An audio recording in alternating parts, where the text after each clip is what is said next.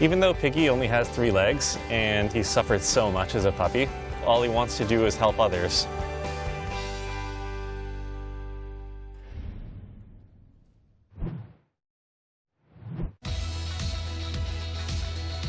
Piggy is the most compassionate being that you could possibly ever come across.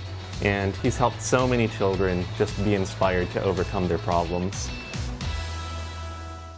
I first found Piggy on a volunteer veterinary campaign at the Dominican Republic. He was the worst case brought into us. He was almost dead by the time that we got to him. The vets said that they had to do emergency surgery right away to amputate his leg. We named him Piggy because he had no hair. He looked more like a piglet than a puppy. The veterinarians said, somebody has to take him back here, and so I said, hey, we'll take him. As soon as we opened his little doggy door, he said, okay, I'm a New York dog, let's go for a walk. After he recovered, he actually had developed this strange ability. Because he suffered so much as a puppy, he could start detecting this in other people. And so he has a real-life superpower, so we decided that he needed to have his own super comic book. We first thought maybe it would be a one-issue comic. We actually sold out of the entire 2,000-copy print run. A lot of the people that we met were teachers. And they said this is something that our kids would really react well to. We decided to turn it into a full-blown humane education curriculum, and we've been taking him and that curriculum all around the country.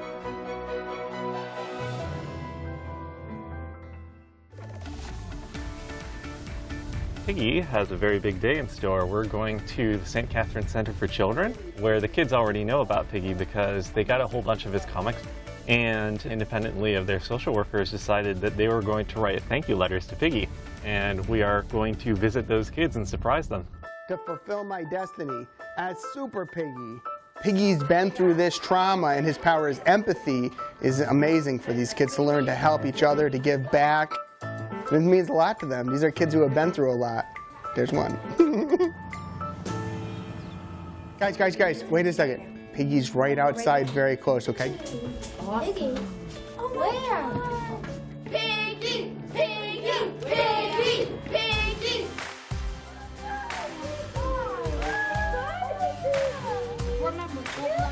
I've had many dogs in my day, but I think he's the best one out of all.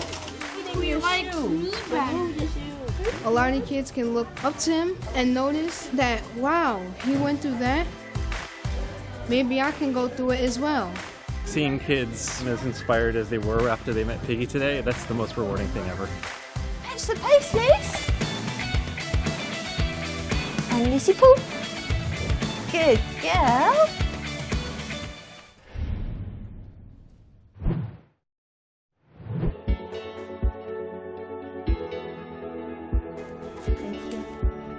Before I started to be ill, I was quite active, doing all normal teenage things. When I was 16, I was having problems with my mobility. I was told that I had dystonia, so neurological disorder, affects my ability to walk and to hold things. When Annie first got ill, it was devastating, really. I can't imagine what she went through. I'm so proud of how she has coped with everything. I had carers from the minute I got up to the minute I went to bed. I just needed help with everything. I decided to apply for an assistance dog. Lucy came to live with me and it was just love at first sight. Things just changed dramatically from there. I literally drop everything. If I drop something, fetch the phone. She brings it to me, she gets her reward. Lucy is just like, oh, please drop it again. I really want you to play with me. Lucy, full. Lucy loves pulling the washing out of the machine. Thank you, good girl. I think because it all gets tangled in together, so she gets to give it a good yank. But she's not too keen on loading the washing machine. But I love that about her, that she has that personality. Go back. She sits and waits for when it's time to pull my slippers off. Slipper pull. That's definitely her favourite. Having Lucy has increased Annie's independence. Before she arrived, Annie would have had to have had 90 hours of care.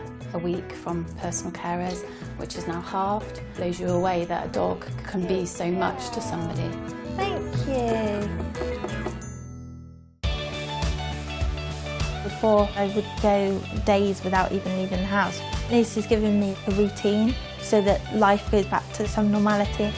I don't need to worry anymore. I just know that she's always got her friend by her side, and if anything happens, she'll be there. She's literally the first thing I think of when I wake up in the morning. She's the last thing I think of when I go to sleep. She's my whole world. Ferrets can bend in directions you probably won't think. They're quite happy to rest their chin on the bum, but also they can bend sideways like that, or even like that. And that really is why they can do their job so well.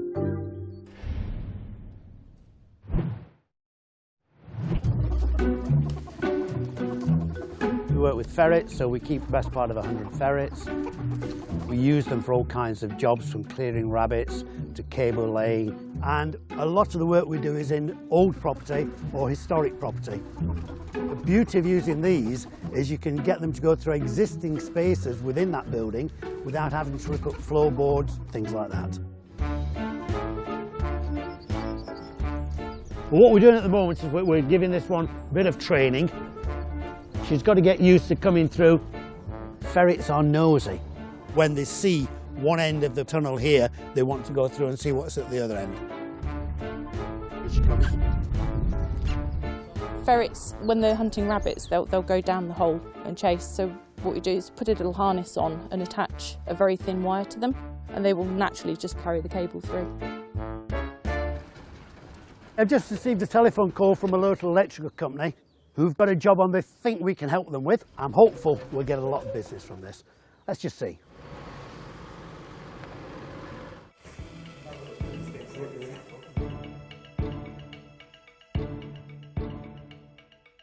Ready?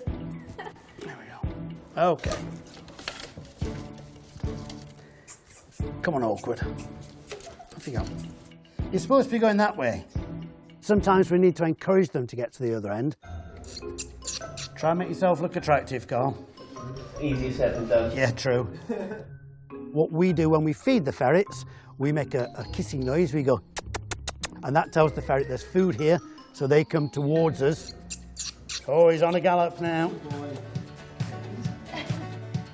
Is he with you? Yeah, he's here. Once the ferret is out, his job's finished, and then we attach the line to the cable and slowly pull the line back through. Sometimes if you're working a ferret, he gets upset. And when it comes out, you want to relax it. So you hold it like this, and as you start to swing it, you pass it through your other hand, and you can see straight away the effect it has on the ferret. She goes very, very relaxed. As a little boy, I learned from a very old gamekeeper who taught me lots about ferrets, and I just think it's our duty to pass these on to the next generation. So that's exactly what we're trying to do. They're a little bit like cats, like a cat with a lot of attitude. Most satisfying thing is getting these guys trained to do a job and going out, doing that job, doing it well, and people say, wow,